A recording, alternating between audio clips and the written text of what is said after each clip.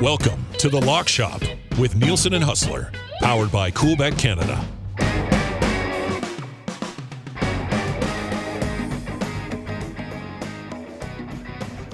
All right, Lock Shoppers, let's do this. Happy Tuesday to you all, and welcome to The Lock Shop. Us with you, along with special guest today, Matthew Iwanyk, because we are just over 48 hours from kicking off the CFL season.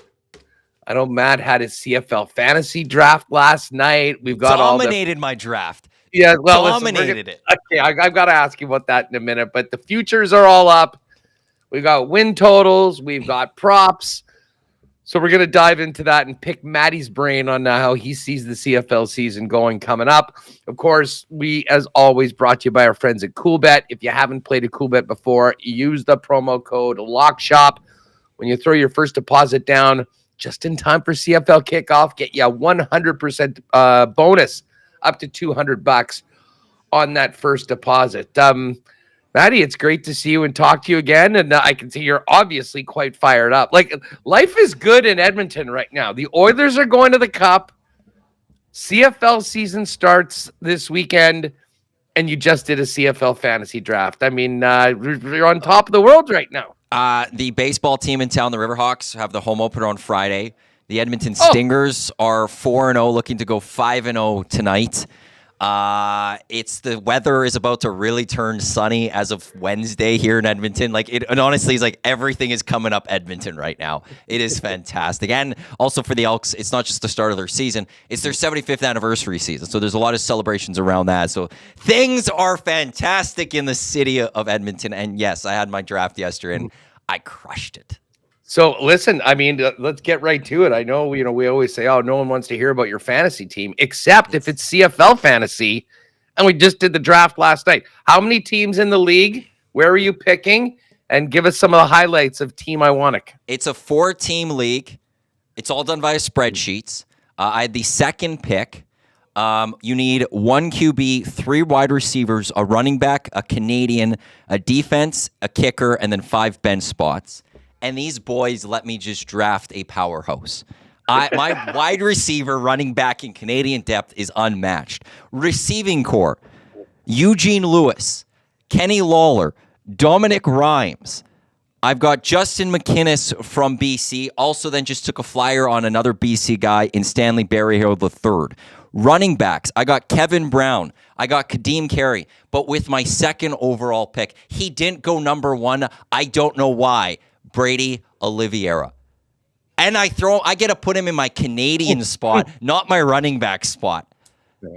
I get to go with a Kevin Brown or a Kadeem Carey, Brady Oliveira stack in my CFL Fantasy Football League. And then just to round it out, I got McLeod Bethel Thompson.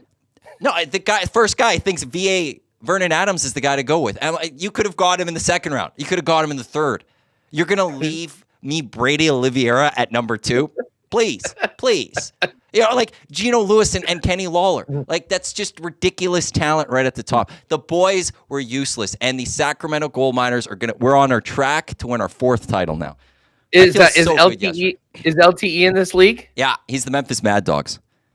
Is it all EST guys? Who are the other franchises? So then Lucas Holt, Eric's brother, who's in Whale and the Wolf. He's the San Antonio Texans. He's a 4-time champ and the reigning champ. And then Scott McCord from our old place at the Bear. He's a big BC Lions fan, comes from there. He's the Shreveport Pirates. He's the one that took Vernon Adams and passed on Brady. Just ridiculous.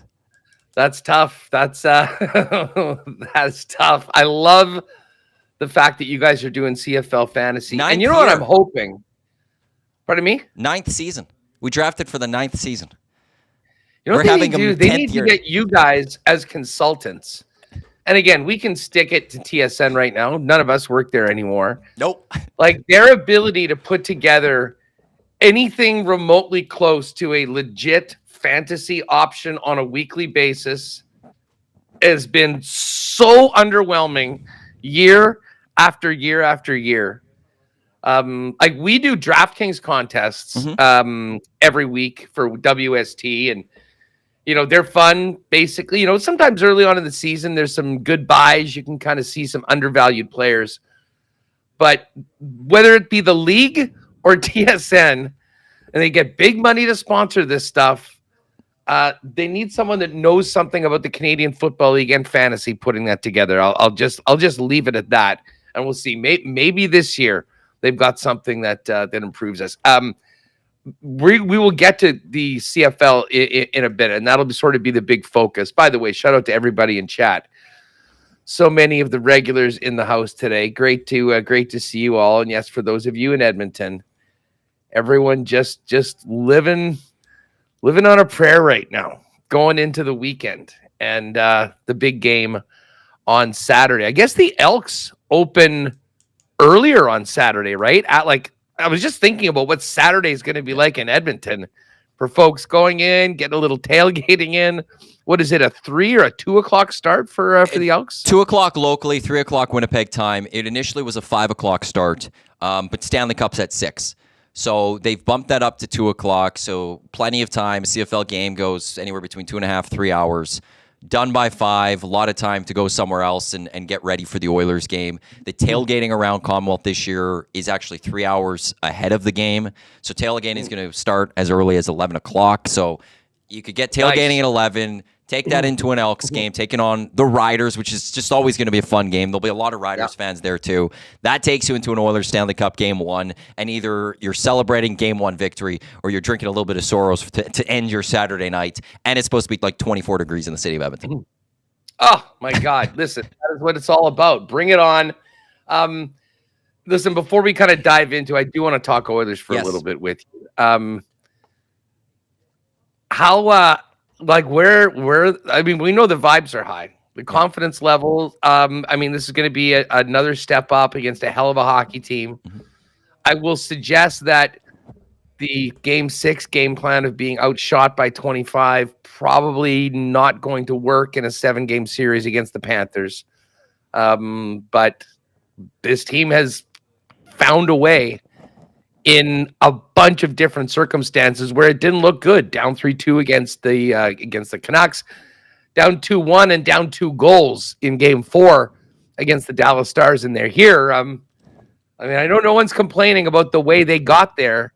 How's everyone feeling, and where are confidence levels right now amongst the EST nation as we get closer to Saturday?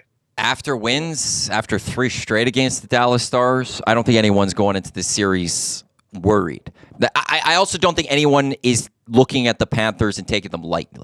Like I think it's a fine mix of confidence in the Edmonton Oilers, but also understanding they're going up against a top team. And I think a lot of people are excited to see the Matthew Tkachuk versus the Oilers because, you know, with him and the Flames, that became a big storyline between the Oilers and the Flames. He led that, but then the Oilers destroyed the Calgary Flames in that 5-game series a couple years ago, and then it forced Tkachuk and Gaudreau to want to run away because they were scared of the Edmonton Oilers.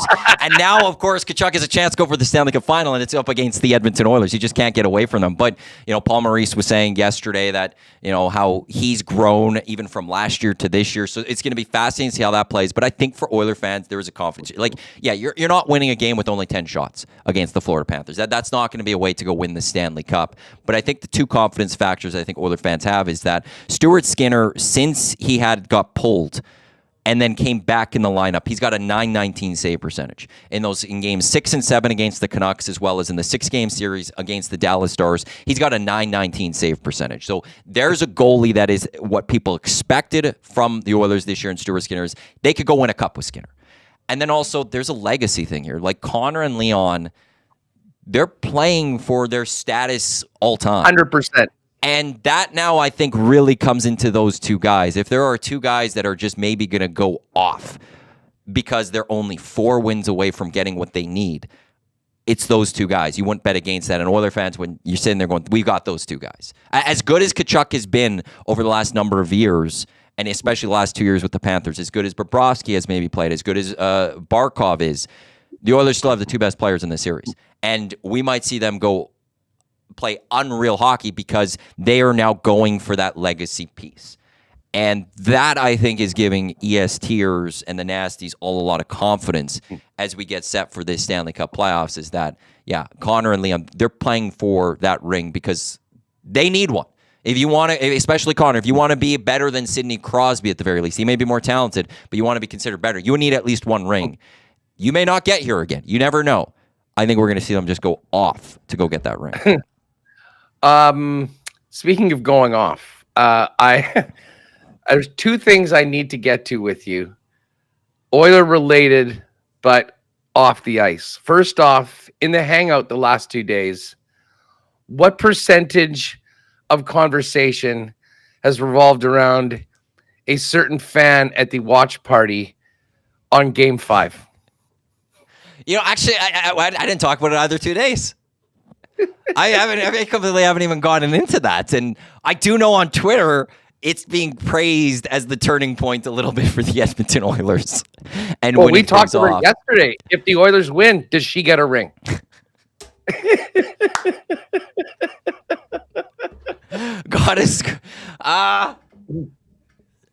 I'll save my comments a little bit for that one. But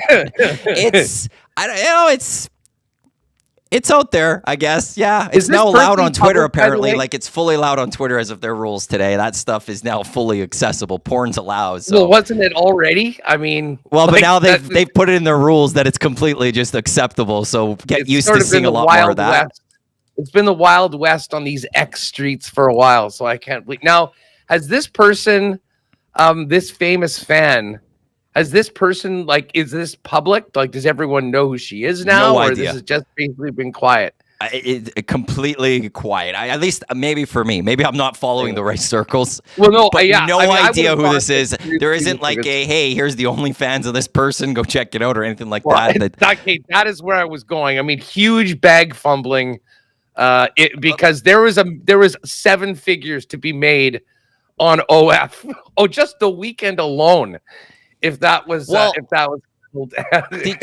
you see the portal that they had between Ireland and New York City? That video portal? Yeah. And they had the one girl who came up and she flashed it and then like immediately shut down. It then came out she had an OnlyFans and in her OnlyFans subscribers just shot up. It's like, you know what? Any way to get noticed in this crazy year 2024. Okay, the other off-ice but quick, anything for the cup, Huss. Anything for the cup. Hey, listen, I'm just saying that if that is truly the turning point, go find Lieutenant Eric and Joaquin Gage to start the morning show yesterday. Watched it. Okay. It was Eric even flashing, the entire thing. It was just awesome. The boys just pumping the pom-poms, and then of course LTE with a cheeky little flash there at the end. Absolutely perfect. Okay, the other off-ice thing that we need to get to, and I'm sure you've seen.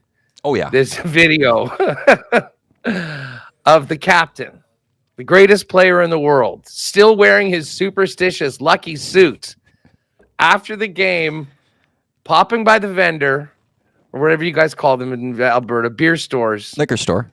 And picking up a few racks of beers, some White Claws. And let's just say being heartily congratulated by some very overzealous Oiler fans. How is this being received? And the first question, how the hell is there not someone that does this for Connor McDavid at this point of his career in June of 2024 on the way to the Cup? Yeah, I think that was the one thing is he needs security. Why doesn't Connor have security? You also just don't want it. He's getting ready for the Cup. You don't want him to get injured or something, even in that sense. Yeah. There's a lot of anger, hey, dude, guys, back off. Like, let's not do that. What are you doing? If you want to say a quick, congrats or all the best, throw that out there, walk away. As Joaquin Gage has said, McDavid's contract's up in 2 years. Leon's in a year. Maybe don't give him another reason to potentially want to leave the organization. But then Gager brought up, I think, the best point of all, and that's why aren't any of them offering to help Connor and Lauren with all the alcohol they have? There's a lot of booze that they are buying. No one went to Lauren like, hey, do you need help getting those in the car, or are you okay? There's no single off. They just let them struggle with all of. They were starstruck. Help them. If you want to get in the good books of Connor and Lauren, be helpful. Maybe they would appreciate it, and maybe they take a picture. But instead, you're just trying to film as Connor's getting his Molson and Coors and White Claws in there, and and Lauren has a bunch of them as well. Make an offer to help. Help your captain. He's trying to win a Stanley Cup here. Help him load up his car at the very least. I mean, if all I know is that if I was, I don't know, Holloway, Desharnais, I mean, you pick a younger player on that team, and I see this video pop up on my phone. My head is in my hands, going, I probably should have been the guy picking up the beer. But here's the question, Huss. What a captain! Well, is this for a party for the team, or is this just for Connor and Lauren to drink? That's what we're also trying to figure out here. Is there a team party happening and the captain's picking up, or is this just the two of them stocking up? Hey, you knew he had a few days off before getting back to it. Maybe he was planning a bit of a bender, and you know what? All the power to him. If he was doing after that, that's a guy that absolutely earned it. Dude, I still can't get over that goal that he scored in game number 6. I mean, despite the fact that Dallas was all over Edmonton, I mean, I think if there's a sign, and I think, from talking to some of you guys off air, like even in such a lopsided game shot-wise, you just had a feeling that this was the Oilers' night, was that the first shot on net was that. And it went in. I mean, the brilliance of this guy, you sometimes, I know you guys out in that market, you see it every day. You can maybe take it for granted at some point. I mean, the stage, the situation to do what he did. I mean, that's right up there with the greatest goals that he's ever scored. And the bar is high, and there's a lot of them. And that's why I think as you get into a cup final, expect more of that from Connor. Because we hadn't seen a lot of that these playoffs. They haven't needed him to necessarily do that a lot these playoffs. Now it's time to go win that cup, and I think it's there for him to go and just be out of this world to bring that cup to the city of Edmonton. Because it's also like, look, the Oilers have a great history when it comes to their cups. They've got 5 rings with some of the greatest teams ever assembled in the National Hockey League, and some of the greats. Gretzky, Messier, Curry, Coffey, Fuhrer. You also get to go in that conversation. Not only is it like you got a ring finally, but you also got a ring with the Edmonton Oilers, which I think does matter overall because of the history of who got the prior rings for this team. You're in that conversation with them. And that's where, I'll be stunned if we're talking about a cup final after it's awarded and go, Connor was average. Connor was just above average, and not saying he was just ridiculous this series. Whether win or loss, he's just going to be ridiculous, I believe, this series. And Leon's going to elevate too. It's funny. I mean, we've obviously been talking about all these series and all these games, and I really thought that was going to happen when they were down 3-2 to Vancouver, and it didn't really. I mean, hey, they did what they had to do, and he had a quiet 3 assists, which is so McDavid, was that in game 6. You then get to this series, and there certainly were moments where it was all about Connor, in particular in game 6, but I'm sort of with you. I think in some ways the best is being saved for last. And before we get to CFL, just clicking over to Coolbet and firing up the NHL, this is good news for Oiler fans. If you've been thinking about making a little wager on your team to win the cup, the number keeps going up. As I mentioned, this series opened at Florida minus 125 and the Oilers plus 105. Yesterday, it was minus 132 for the Panthers, and the Oilers were plus 110. It's now Florida minus 143, and you're getting plus 119 on Edmonton right now. So patience has actually given a better number right now for Edmonton. And I have to admit, I'm not surprised that Florida is a slight favorite. I think there's a lot of things going for Florida. I mean, certainly if you break down the analytic numbers, Florida's always a darling because they're such a busy team and they put so much on net.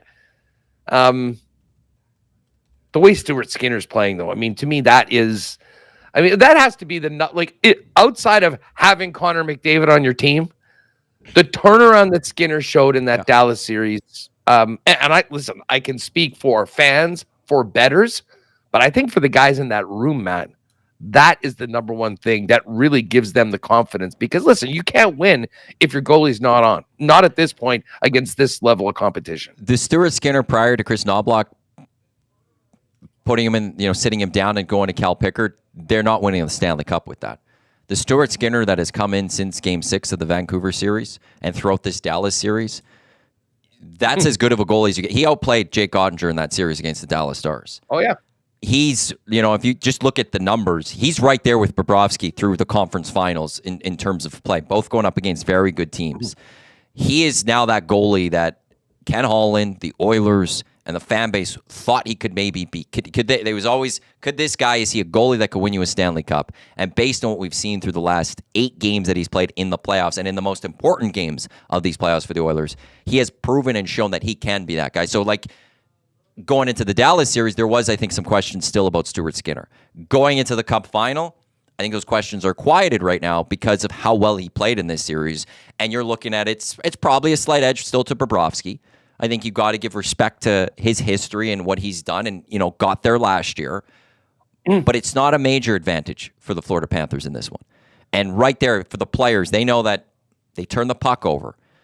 This is for a number of years with other goalies. Maybe through that Vancouver series a little bit with Skinner, it was, there's a chance that puck's going to net. Now they don't have to worry about that. They know that if they make a slight mistake, their goalie's there to bail them out. And just have to look at that. Yeah, I look at that Game 6, and while the Stars got a lot of shots, the Oilers, I think, did a really good job to keep most of those shots to the outside. But Skinner did what he needed to do and made those saves. And so you're not winning a cup with average goaltending. And they're getting that now goaltending that they need from Stuart Skinner. And yeah, you're telling me plus 119 on the Edmonton Oilers to win this right now, who have Connor McDavid, have Leon Draisaitl. That's a really nice little number. Oh, it is. It is. I thought it was totally fair at plus 105. I thought it was really good at plus 110. And then we fired up today. And by the way, when you go to Coolbet, gang, a whole bunch of the props are up. And we'll kind of spend some more time on Friday making some final selections on this. We'll see what Dusty likes. And who knows, maybe there'll be a little EST or lock shot parlay, which I'll lean on the Edmonton guys for. But McDavid goals in the series is 2.5. Hyman is 3.5, although the over is plus 140. Carter Verhaeghe, 2.5. Draisaitl, 2.5. Reinhart, 2.5. Sam Reinhart total points over 6.5 is plus 175. Everyone's favorite rat, Matthew Tkachuk, 2.5 is his goal total. The over is plus 120. Barkov's 1.5, but the over is minus 200. Hyman total points in the series is 5.5. And then we go, McDavid total points in the series, 9.5. I would venture to say that if Connor McDavid hits the over on that, the Edmonton Oilers are winning the Stanley Cup. I mean, if he's into double-digit points, they'll be at a good spot. Leon Draisaitl's points for the series is 7.5. Verhaeghe 5.5 and Tkachuk 6.5. So those more and more coming in by the day, but check that out and get on over to Coolbet. But right now, if you want to jump on the Oilers, much like I told you, going into Game 4, guys, if you still have faith in the Oilers, this number, plus 210, they win this game at home. It's a best of 3. It all came to fruition. This is very juicy considering we haven't even dropped the puck yet on this series. And the best player in the world is playing for the underdog in this one. All right, Iwanyk. Before we get to CFL, can I just quickly give a keyword for the $100,000 hole-in-one Bang out contest? the keyword. Presented by Golf Town, take place July 3rd at the Ranch Golf and Country Club, 17th hole, 180 yards away. Brought to you by Golf Town. Swing big this Father's Day. Find dad or yourself the perfect gift at Golf Town. Save big on huge deals on TaylorMade right now, in-store, online through June 9th, including the TaylorMade Sim 2 driver for only $330. TaylorMade bags, 25% off this Father's Day. Give the gift of golf. Visit them in-store or at golftown.com for details. Some exclusions apply. What you have to do is text to 780-218-9999. Bryson to 780-218-9999 as in Bryson DeChambeau. Text us 780-218-9999 and you'll go into a draw. And after Huss goes and gets set for Winnipeg Sports Talk, we'll announce who our qualifier is here on the Lock Shop. You know what I was thinking going into the show today, and I know Dusty's away, but obviously we're in contact with him. We should do a year-long little internal competition picking every single CFL game at Coolbet against the spread. Against the spread? Ooh, I like that. Well, just every week we just look, okay, here are the lines, and we just put in our picks. And we get a little spreadsheet going, and we keep track of it all season long. Yeah, you'd be in for that, right? You can make a pick on all the games. A few guys would be here who I think could get in on that. It's keep track of it. I Myself, like that. Dusty, you for I sure. would struggle against the spread a little, but I'm down to try to figure that out. That's the whole nature of. I mean, sometimes sometimes you'll get a couple gimmies. Sometimes you'll get a little lucky, a backdoor cover. I mean, that's why the bookmakers have the jobs. I mean, they literally put it and try and get it even on both sides. So, anyways, I think it would be a fun thing to do all year. Dusty and I'll be doing our picks anyways. So if you and LTE or anyone else wants to get in on it, I think before kickoff every week, we just set, okay, these are what the lines are, guys, and we just put them in, and a little fun competition. CFL ATS for the year. It's on my list of notes for today. Okay, excellent. Yeah, it will be a very simple spreadsheet, but we'll be able to keep track all year. We'll be able to give props to who's ever winning.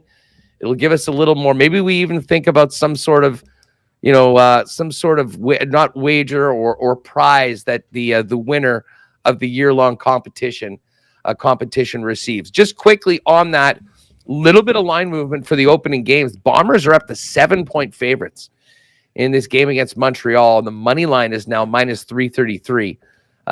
Basically a pick 'em or close to it in Hamilton and Calgary. Calgary's a 1-point favorite at home, minus 114 on the money line. Ticats minus 106. Elks favored to get the home win, minus 127, 2-point favorites. Riders plus 105 on the money line. And the spread is plus 2 for Saskatchewan in the final game. BC at Toronto. The Lions, 5.5-point road favorites against the Argos, who, of course, are without the 2023 MOP. Chad Kelly, not sure if or when or if we'll see him back in the CFL. I am still dubious about his ability to actually complete what is being asked of him to get back in the good graces once his suspension is over. So I'll believe that when I see it. And that's a big reason why when we pull up the CFL futures, Maddie, that the Argos, who had the best record last year, were the favorite going into the playoffs before they imploded against the Alouettes in the East Final, are only 4th on the futures list. Here's the way it looks right now. If you want to bet the Grey Cup at Coolbet, the Bombers are the favorite at plus 215. Montreal and BC are plus 450. Argos plus 550. Hamilton 8-1. Saskatchewan 11-1. Ottawa 12-1. Calgary 15-1. And the Edmonton Elks last 20-1. However, I will remind all of you that at this very time 1 year ago, you know who was the longest shot to win the Grey Cup last year on the board? Montreal Alouettes. The Montreal Alouettes. And they ended up holding the trophy. So it's the CFL. Anything can happen. Listen, Matt, I want your take on this. I realize, and I think the Bombers are legitimately the favorite just with the players that they brought back, how good they've been year over year. But I will say this. I look at the Canadian Football League this year and see a far closer landscape of the CFL. Like, I think you could really make the argument that there was a gap between the Bombers and most of the chasers the last few years coming in. I think this is such a short number for a Bomber team that I think is going to be hard pressed to. I mean, they've really cruised. I mean, at times they won the West with a month left in the season. I mean, I think I look at BC, I look at an improved Saskatchewan team. I look at Edmonton that I think is going to be much more competitive this year. Not to mention the teams in the East. Like, I think the Bombers certainly could be that team, but listen, I don't think I could bring myself to be confident enough to lay it at plus 215. What do you make of just the Bombers on top, but the other teams chasing when we look at these future numbers? Yeah, it's like at some point, as good as the Bombers have been, it's been 4 years or 4 seasons, because there's the COVID in between there, where they've kept the group together. And I think this offseason was the first time we saw a couple players leave, whether it be through free agency or retirement. We've now seen the first changes to the Winnipeg Blue Bombers that we haven't seen in a number of years. And that naturally is going to just bring them down a little bit. I trust Kyle Waters. I trust Mike O'Shea to go find talent to replace some of those guys. But are you going to be able to get back to being as dominant as the Bombers were? That's still maybe going to be a little tougher. And the BC Lions are just, they're growing. They've just been improving and getting better and better each year. Not having Keon Hatcher does hurt to start the season, but I've liked what Rick Campbell has built out there in BC. It's those two, though, by themselves to me. I'm still not sold on Montreal that I'd put them dead on in the same conversation as those two. I think they're still just on the outside. I think when you look at last year, they got hot at the exact right time.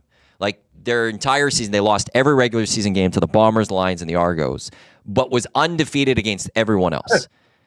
And then they got hot, and credit to them. That's the Canadian Football League. I remember when you'll unfortunately remember this the other, in a hurting way, but when the Stamps were 8-10 or 9-9 with Marcus Crandall, and they go on and win the Grey Cup against a really great Winnipeg Blue Bombers team. That's the Canadian Football League. And so, but I'm not going to pick them to be in the same category as the Lions and the Bombers. I have no idea what to make of the Argos because of no Chad Kelly. I don't want to make light of the situation, but bringing it to just football circumstances, that could disrupt the team completely. That you're dealing with such a massive distraction in that way, and that's maybe a poor term for everything, but for lack of a better term, this distraction could just destroy a team. The handling that the Argos have had of it with pinball, and it's been so bad. And they've lost a lot of good players through the offseason that I truly don't know what to make of the Toronto Argonauts. And then I think there's everyone else. There's Edmonton, there's Saskatchewan, there's Calgary, there's Hamilton, there's Ottawa. Of those, I think Saskatchewan's the best. I like the moves that they made this offseason. I like Corey Mace. I think he could be a good head coach. We will wait and see. I think they have the favorite for the third in the West, but that's how I make it. Like, it's Winnipeg and BC fighting at the very top, and that should be a very fun battle all the way. Then there's Montreal, and then there's kind of everyone else. Yeah. Like, the East to me is so wide open. I mean, I could say I could almost see a path for any team to win that division. I mean, Ottawa, that might be a little bit of a stretch, but I do think, obviously Drew Brown's coming in. He's going to get a chance to sling it. They bring in Dominic Rhymes to give him a nice weapon. Yeah, their coaching staff, I think, is more prepared to and knows that it's kind of do it or on to the next. One other thing I should mention for all cool bettors out there, and well, actually two things. First of all, we got that awesome 20% multiplier every weekend through the NBA and the NHL playoffs that you could use on whatever your favorite bet is. It is back for the CFL, and you've got a 20% multiplier that you can use on your favorite CFL bet every single week of the season. What I didn't know is that you can actually put it towards futures right now. Oh. So at the beginning of the season, I'll often make a bigger bet on, say, the Bombers to win the Grey Cup, or the Bombers over their season win total, just those sort of things. And you got a long play. I'm just utilizing this right now. Like, let's take, for instance, if we like so the Bombers win total is 13. As much as I want them to win the games, I think the play on this is under. I think 12 wins is going to win the West. We just kind of laid it out. I think it'll be far more difficult to kind of run away with and get to 13 or 14 wins this year. But on a minus 110 bet, let's just say you wanted to bet $100 on either the over or the under. If you put in 100, you'd normally, win 90, 91 on that. And, or again, if you say you would normally, let's use 110, because obviously that would pay 100. You add in the 20% multiplier, it adds 20 on that and actually ends up taking your bet from what would be plus 110 or minus 110 to more to, well, oh geez, I'm screwing up the odds here, but essentially instead of winning 210, you'd win 230. So a real nice little boost on that. I think we'll normally be using it on games throughout the year, but if you do have a favorite future that you want to get in before kickoff, might be a good time to use that first 20% boost. And again, it's just there for you. You don't really need to do anything. It's just a matter of choosing. You can only do it once per week. So choose wisely on that. As I mentioned, Matt, when I'm looking at these win totals, Bombers under 13, and I'm interested in what the start is. And I'll say this to anyone in Winnipeg that's thinking about the Bombers, to bet them for the Grey Cup. I wouldn't be surprised. Like, none of the starters played at all during the preseason. And many of them weren't even in basically practicing in camp. Like, Brady Oliveira is back with the first team offense for the first time this year. There's been no live bullets for Caleros. Now, listen, that they probably can pull it off a lot better than a lot of other teams. But listen, if the Bombers don't get off to a blazing start, you're going to see a reset of these future numbers. I'd be surprised if at some point we don't see a Bomber number that's a little more realistic at plus 350 or 4-1. So I would maybe stay away from the outright at plus 210 or plus 215 right now. And as I say, I think it's going to be really tough to get to 13 wins. And again, 13 is just a push. So I'm going to probably, if I had to predict a record for the Bombers this year, it's 12-6. That would be the under on their team total. So as much as I don't love to do it, I think that's one. And here's another interesting one. We talked about Montreal. Montreal's win total is 10.5. The over is minus 125. The under's 10.5. I guess maybe I'm giving these teams credit before we see anything from them. But I do think that East is going to be wide open. Like, I could see 10 or 11 wins. Now, 11 would be over, 10 would be under. There's a reason why the number is where it is. But I'm not really convinced on any of these teams. And to be honest, the Argo number, I know Shad Kelly's not there, and they're moving on, and Dukes is going to be getting the starts. The number's way down. They won 14 games last year. They're at 9 is their total this year. What concerns me, Matt, is all the exodus from that defense more than, like, I think the division's wide open enough that the Argos will still be able to win games. I do have reservations about what's left on the defensive side of the football. Oh, and Corey Mace is now the head coach of the Saskatchewan Roughriders. Yeah, that defense was the best in the CFL last year. I was like, they were ridiculous turnover machines. And that's why, like, the Argos, to me, I don't know what to make of them yet, because they have just too many changes. And it looked like for once the Argos were actually going to be a sustainable, good team for a number of years. It's been a long time since we had that in Toronto, and you need that for that market. And yet, here we go. We're back to, they let so many guys walk. And, on the offensive side, losing A.J. Ouellette even as well. And when you don't have Chad Kelly, what are you going to do? I like Kadeem Carey, and there's a prop for Kadeem Carey I do like with the Argos. But I guess with the East, too, with how I don't see that one team that's just going to roll. They're just going to pick up wins against each other. And that's where it's like, it's hard to figure out, like, that means you're also going to have some losses. Like that, I wouldn't be shocked if we're looking at an East Division at the end of the year where 9-9 wins it. 8-10 is second, and then there's a couple 6-5 win teams, because they're losing to the West the entire time, but in between each other, they're winning the games between each other, and that's where they're picking up their victories. It feels like we're back to what we've historically seen in the Canadian Football League, which is where the East is just there and the West is just so strong. I do, looking at the win totals, though, I'm a fan of what the Riders have done. I'm a fan of the moves that they've brought in. They brought in Patrick Neufeld to help with that O-line. If Trevor Harris could stay healthy, with A.J. Ouellette being the guy that they bring in for the running game, and Corey Mace being such a defensive guy, their win total's at 8. And to me, just quick note: Patty Neufeld's still in the Bombers. It's sorry, big Jamarcus Hardrick. Thank you, sorry about that. Hardrick going there. Tackle. 8 wins, like 9 wins, is third in the West, I would think. Do you think the Elks or the Stamps could be better than the Riders? That, I think, is your mindset when you're deciding on the Riders number there. I like what they've done. I think they're going to be third in the West. I think they're the better team between the Elks and the Stampeders. The over 8 wins at minus 105, that's a win total I really like for the Saskatchewan Roughriders. I could see them being a 9-9 football team this year. You know what? Well, it's funny. I was thinking about that. I just... brand new head coach.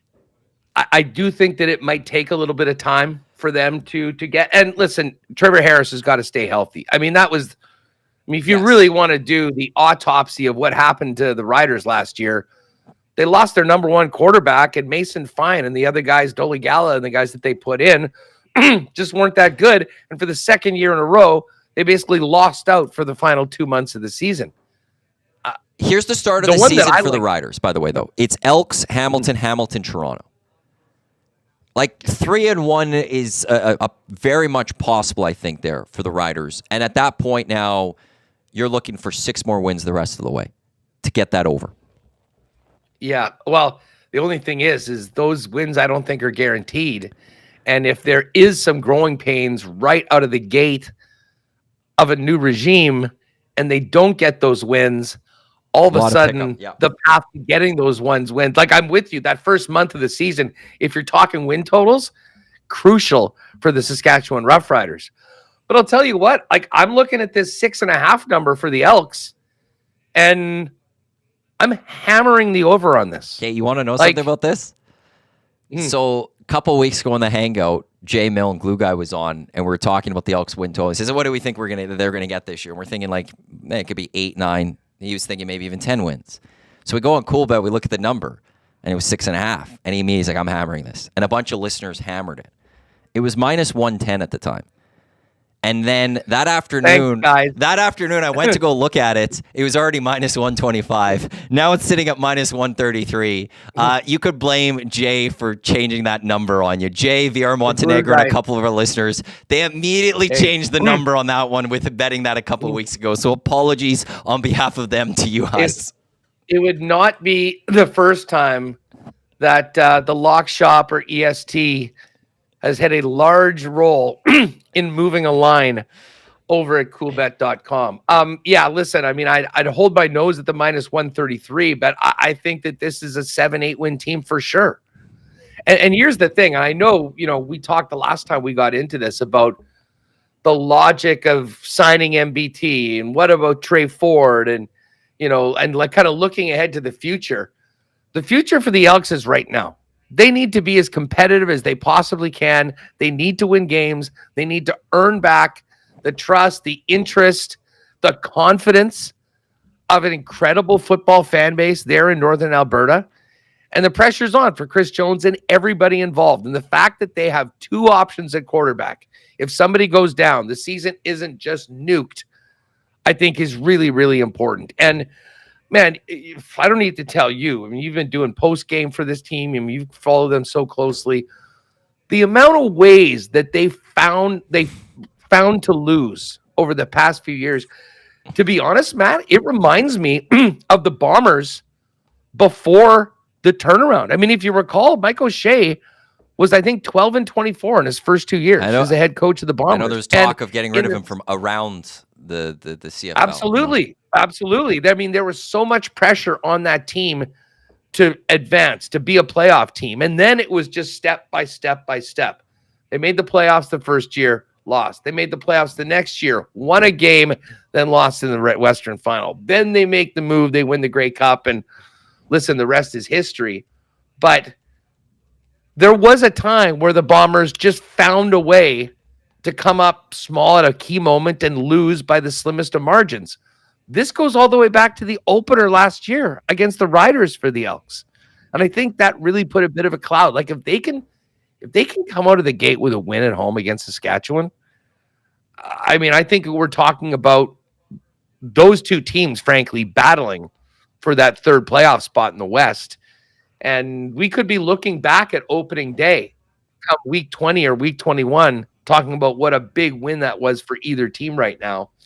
But I think if you wanted, regardless of where the number's at, as far as like the juice, I think over 6.5 might be my favorite bet on the entire board right now. Because as I say, I see Edmonton right there with Saskatchewan. And it's funny, Calgary is at 7. I think if you gave me Edmonton versus Calgary bet this year, just who will be better, I think I might take the Edmonton Elks. As I say, Jones has done too much in this league and has now had time to get to this point He's brought in some new players. He's got rid of a ton. He's got his quarterback and a good legit number 2 that's not there.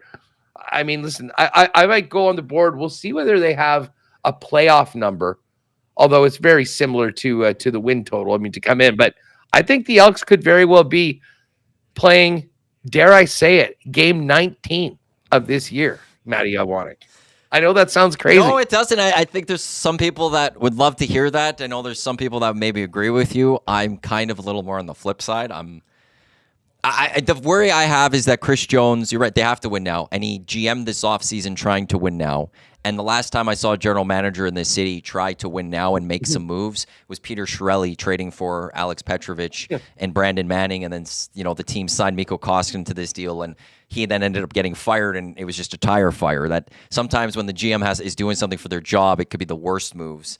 I don't like the way Chris Jones handled this offseason and not improving the offensive line. That I'm really concerned about, these first 4 games, and I'm just going to take the win total out of this even, just for playoffs. These first 4 games are so crucial because it's Saskatchewan, it's Montreal, it's Toronto, it's BC, I think. It's a very difficult stretch. After that, they get Ottawa twice. I think they get Hamilton twice. BC's in there. Saskatchewan's in there again. So there are some wins that they could potentially go pick up, but we're going to know early. How is this team? Because they're going up against some pretty good football teams to start. And, MBT's got a nice release on his ball. Maybe that helps the offensive line. But the fact that they didn't improve the O-line also scares me, that if he doesn't release that ball quickly, he's not a mover. And he can't scramble like Trey Ford does. So I'm concerned about the Elk season. I'm glad you're not as much. But then the one number I do want to point to here from player props, this is you're basing this on he's going to stay healthy for the majority of this season, which he hasn't really done, but he could pull 13, 14 games. And with the situation at quarterback in Toronto and Cameron Dukes being the starter for at least 9 weeks, we'll see longer, Kadeem Carey's rushing total is 850 yards and a half. And this was a guy who last year battled some injuries, was just shy of 500 yards. 2 years ago was the best running back in the game, though. And for me, I could see him going to Toronto. If he could play 14, 15 games this year, miss a couple of games, I could see him being a 1,000-yard receiver. So I do like the over on Kadeem Carey's total rushing yards this year at 851 yards. Yeah, listen, I think Carey is going to get a ton of touches. And the other thing, I mean, I remember seeing Dukes play against the Bombers when they were resting Kelly in that game. It was the one regular season meeting between Winnipeg and Toronto. It was late in the season. Everyone's all hyped. And then the Argos had it won and they didn't play him. He actually looked good. Big guy, mobile. I was looking to see if we could get a touchdown prop, like a rushing touchdown prop on Dukes, because I wouldn't be surprised if they're spending a lot of time on the ground this year, which may take away from some of the passing or receiving numbers of a number of the Alouettes. And that's a great way to handle just a younger quarterback too, is that let him grow into the passing game as the season progresses, start the season a lot on the ground. And that's where, if Carey can stay healthy, I think he's still got 1,000-yard rushing in him. Just for folks that are listening on the stream, and again, you can get over to coolbet.com and check this out on your own at your leisure. Here are the rushing totals for the season. AJ Ouellette, 1,100 in Saskatchewan. Brady Oliveira, 1,200. Dedrick Mills, 890. Kevin Brown, 1,025. Still a big number, but I mean, I think he's capable of a 1,000-yard season. Kadeem Carey, as you mentioned, 850. I mean, it does sort of stand out amongst these other numbers. Butler, 1,025. And Stanback, 1,025 as well. I have said in the past, if you blindly bet unders, say you just go in and pick 10 unders, I bet you end up winning at least 6 of them, just because people like betting the overs. The numbers are often set based on what this guy can do in 18 games.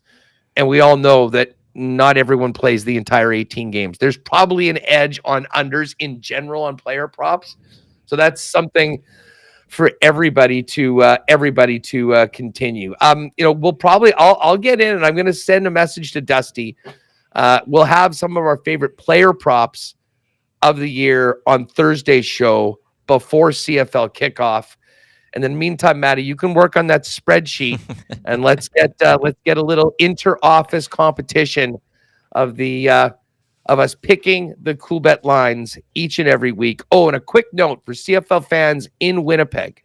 We'll talk about this on Winnipeg Sports Talk.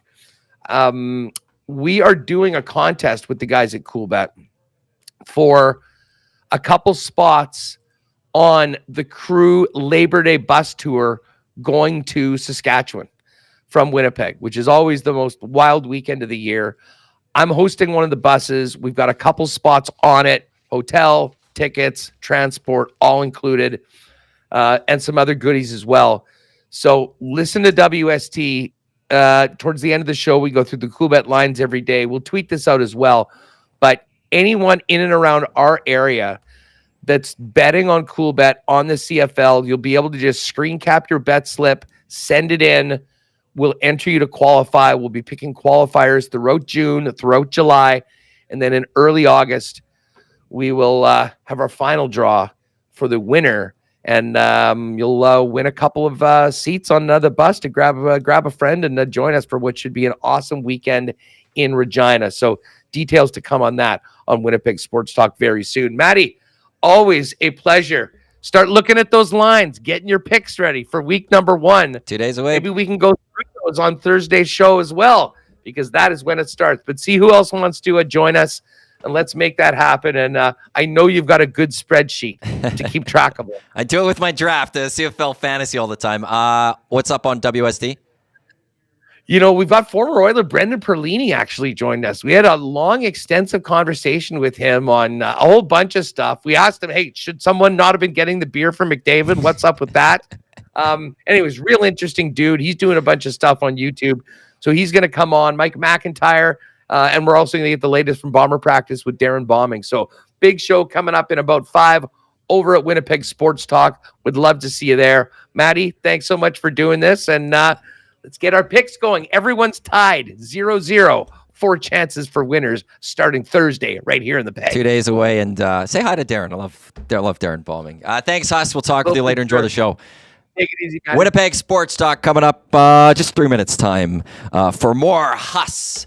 We want to qualify someone for the Great Outdoors, or we will qualify for the Great Outdoors Comedy Festival momentarily, but we want to announce our qualifier for the $100,000 hole-in-one presented by Golf Town. Swing big this Father's Day. Find dad or yourself the perfect gift. Huge deals, tailor-made, in-store, online, now through June 9th. This Father's Day, give the gift of golf. Join them in-store or at golftown.com for more details. Some exclusions do apply. Golf Town, your ultimate destination for Father's Day gifts. Congratulations to Jessica. Jessica is in the draw. Keep your phone on tomorrow morning, Jessica, as you'll have a 1 in 4 shot of being named as the contestant, as the boys in the morning will call someone from today, and they will be our 7th contestant for the $100,000 hole-in-one taking place July 3rd at the Ranch Golf and Country Club. 17th hole, 180 yards out. 25 people will have a possible chance of swinging for $100,000. Should someone hit a $100,000 hole-in-one, the contest will come right to a close. Want to qualify someone as well for the Great Outdoors Comedy Festival, which is taking place July 12th through the 13th here in Edmonton. For those in Winnipeg, July 19th through the 21st will be taking place.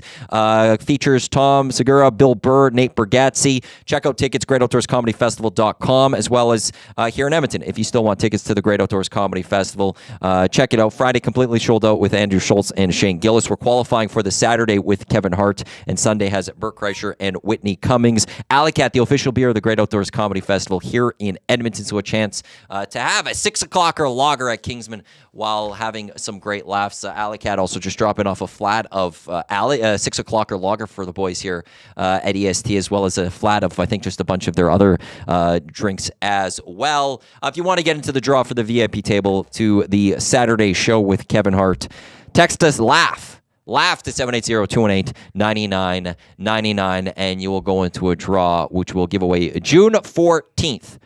On the morning show, we'll announce the winner of that VIP table. That will wrap up the Lock Shop for today. Coming up next,